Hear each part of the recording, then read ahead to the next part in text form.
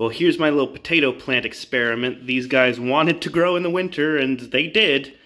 My mistake was taking them out during the spring when normal potatoes grown outside should have been able to handle the temperatures, but the shock from being in the warmth and then going outside probably did them in. So I guess these are ready to harvest. Let's see how many potatoes we can get. Well, at first I was worried I was only going to get little ones like this, but that's a fairly big one.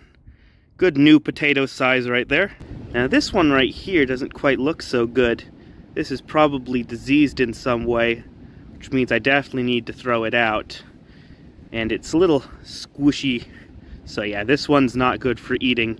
Might re-sprout, but this disease might spread if it does, so yeah, I'm just gonna throw this out. Yeah, I don't know how well you can see that, but it does have a little bit of squishiness to it.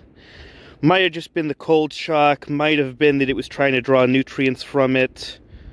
But you probably could still eat this, but it's probably not good to store. It's got a big dent in it right here too. Oh, and the nice thing about it being in a pot is that I can just go in with my fingers and feel around for the potatoes, as opposed to going in with a shovel, which would probably damage one or more of the potatoes, and that wouldn't be very good. The downside, of course, is you're probably going to run into stuff like this with your fingers. This is probably the potato that was planted, all the nutrients were used up, and then it was left to sort of rot. Kinda gross, but it is what it is. I pulled this one up, and here's how they look and how they're attached. They're sort of just on the roots. This one's funky looking too. Alright, this is pretty much the final yield right here. Now I did put in potatoes of roughly this size, maybe a little smaller to about this size, so I did get more than I put in. Of course, this isn't the greatest yield, nor was I expecting it to. I didn't even really want this experiment to happen. The seed potatoes for these just decided to grow in the middle of the winter, and all I could do is give them a spot to do so. I'm not going to be eating these because it is a relatively small amount, but these might be decent seed potatoes because we just had a frost last night, got to like 28 degrees, so it's still not time for me to actually plant more potatoes.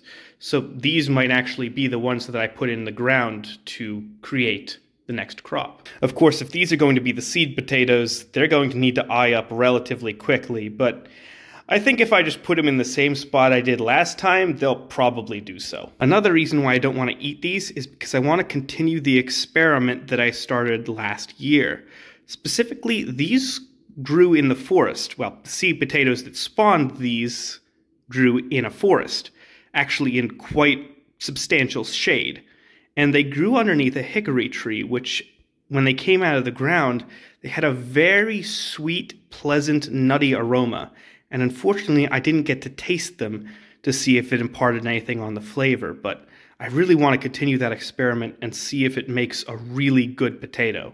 So given that this whole experiment is focused on quality over quantity, this yield right here is sufficient to keep that going. Anyway, all that's for another video, hopefully one coming in the fall. I hope you guys learned something and enjoyed. Till next time.